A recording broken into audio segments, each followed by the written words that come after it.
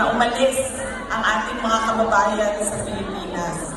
Pero marami sa atin, dahil walang oportunidad sa ating bayan, ay nakikipagsapalaran sa iba't ibang lugar sa mundo para sa inyong mga pamilya.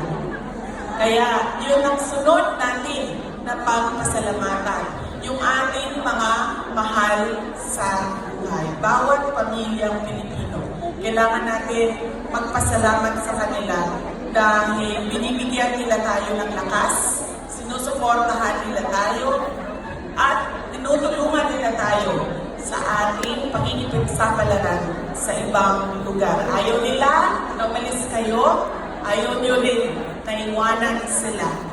Pero kailangan natin gawin dahil kailangan suportahan ang ating mga pamilya. Okay?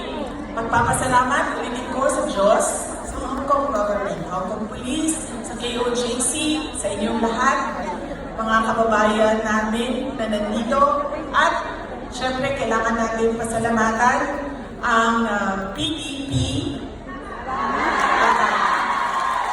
Pinangkalahatan nila ang laban, no? PDP na lang, no? Opo.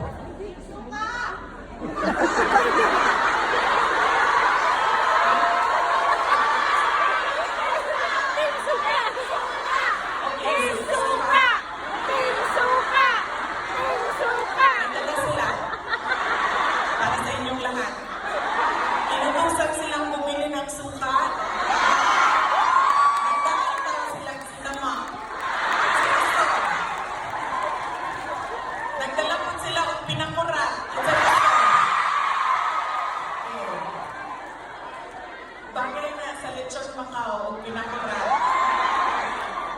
Agad inamitaw, naglakaw ko dito. Galing.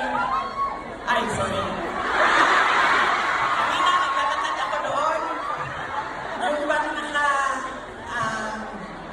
nakakita yung mga Lechon Macau ba yan, no? Sabi ko, kakain kaya muna ako. Sabi ko, ay hindi, picturean ko na lang muna.